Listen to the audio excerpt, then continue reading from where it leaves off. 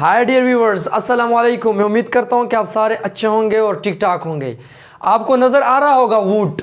जी हाँ, आज मैंने सोचा कि वुड के हवाले से डियर स्टूडेंट्स को बताता चलो कि वुड के वो कौन से यूजेज हैं जहाँ पे वुड इस्तेमाल होता है, वो कौन से एरियाज़ हैं इंग्लिश लैंग्वेज के अंदर, चाहे स्पोकन हो चाहे रिटन हो, जहाँ पे हम वुड को इस्तेमाल करते हैं। तो आज मैंने सोचा कि इस वीडियो में बिल्कुल डिटेल से वुड के हवाले से बता दूं डियर व्यूवर्स को। तो जी हाँ डियर स्टूडेंट्स, यहाँ पे मैंने लिखा कि would is the past of will. Will का पास्ट है। जिस तरह कैन कुड, कैन का पास्ट क्या आ जाता है? कुड आ जाता है। और इसी तरह मे का पास्ट क्या आ जाता है? वुड आ जाता है। तो इसी तरह विल का जो पास्ट है वो वुड है। वुड इस्तेमाल करते हैं पास्ट के अंदर। यहां पे मैंने एक सेंटेंस लिखा है कि he says I will go, वो मुझसे कहता है कि मैं जाऊंगा। तो डियर स्टूडेंट्स, यहां पे मैं एक एग्जांपल फीड कर रहा हूं ताकि आप लोग इसको अच्छी तरह समझे। अब दो टाइम है, एक प्रेजेंट टाइम है, एक फ्यूचर टाइम है। अब ये प्रेजेंट में कहता है कि मैं जाऊंगा, तो वो क्या इस्तेमाल करेगा? विल इस्तेमाल करेगा। और इसी तरह अगर हम इसको इसी तरह कहें कि उसने कहा था, he said that he would go।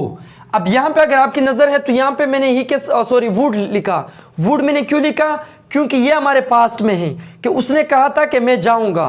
तो उसने तो पिछले वक्त में कहा था, पास्ट में कहा था, तो लिहाजा वहां पे वुड इस्तेमाल करके उसने कहा था कि मैं जाऊंगा। He said that he would go. अगर लेट सपोज सिचुएशन इसी तरह है कि आपने यहाँ पे प्रेजेंट इंडेफिनिट है कि लेट सपोज प्रेजेंट के अंदर कोई बोलता है कि वो कहता है कि मैं जाऊंगा, तो वहां पे हम विल इस्तेमाल करेंगे। और इसी तरह मैं कहता हूं कि दूसरा तीसरा जो है का एग्जांपल फीड कर रहा हूं, मैं कहता हूं कि she said that she would buy, she said that she would buy a car. उन्होंने कहा था कि वो कार खरीदेगी। तो ये वुड इसका पास्ट बनना, क्योंकि पास्ट में उन्होंने कहा था तो लिहाजा वुड इस्तेमाल करेंगे। अगर मैं यहां पे इसी तरह कहूं कि शी सेज, कि वो कहती हैं that she would buy a car, तो यहां पे फिर क्या होगा? विल होगा, फिर वुड नहीं होगा। She says that she will buy a car. तो लिहाजा मेरे ख्याल से ये आपको समझ में आया। अब आते हैं इसका जो दूसरा यूजेज है वो भी काफी इंटरेस्टिंग है। जी हाँ डियर स्टूडेंट्स, सेकंड यूजेज जो है, would is used for past habitual action. ये पास्ट हैबिचुअल एक्शन के लिए भी हम इस्तेमाल करते हैं। पास्ट हैबिचुअल एक्शन का मतलब क्या है? पास्ट हैबिचुअल का एक्शन का मतलब यह है कि वो एक्शन जो हम पास्ट में करते थे, एक आदत हुआ करता था कि हम पास्ट में बार बार उस चीज को रिपीट करते थे। इन सिंपल वर्ड्स, एक आदत जो पास्ट में हुआ करता था। तो यहां पे देखिए इसको किस तरह इस्तेमाल करेंगे। पहले इसका थोड़ा सा फॉर्मुलेशन इस तरह अगर लिखे तो अच्छा रहेगा। पहले हमने वेन लिखना होगा, उसके बाद सब्जेक्ट वर्ब की second form plus other word, उसके बाद सब्जेक्ट वुड वर्ब की first form plus other word. अब इसको किस तरह इस्तेमाल करते हैं देखिए। व्हेन आई वाज चाइल्ड, जब मैं बचा था, आई वुड प्ले हॉकी, तो मैं हॉकी खेला करता था। तो ये जब मैं बचा था तो मैं हॉकी खेला करता था, तो ये पास्ट की हैबिचुअल एक्शन को शो करता है कि पास्ट में एक आदत हुआ करती थी कि मैं क्या कहते हैं जो मैं हॉकी खेला करता था। तो यहाँ पे देखें, when she was in 10th class, जब वो 10th क्लास में थी, she would do her homework, तो वो अपना होमवर्क किया करती थी। अब नहीं करती, जब वो 10th क्लास में थी तो वो अपनी होमवर्क किया करती थी।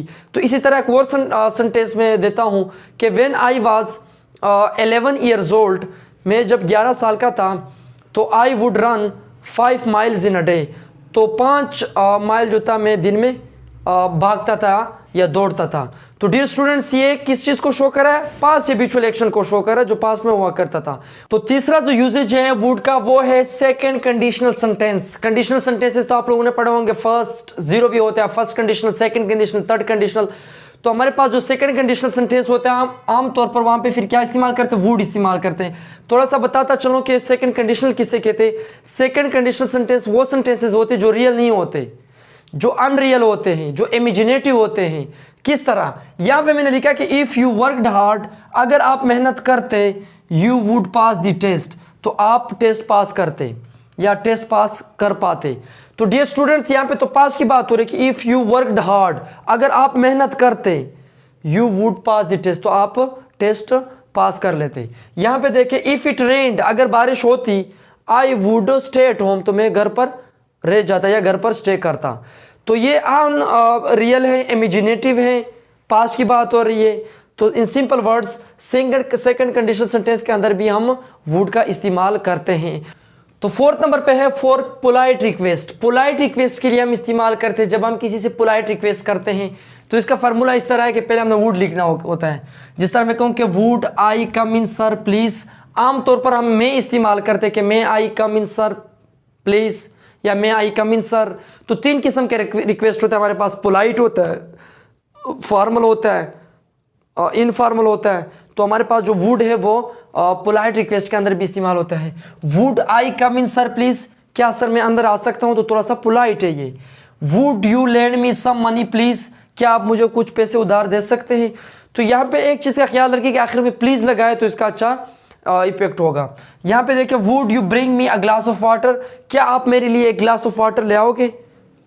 तो डियर स्टूडेंट्स, ये वुड हमने किस में इस्तेमाल किया, पोलाइट रिक्वेस्ट में इस्तेमाल किया।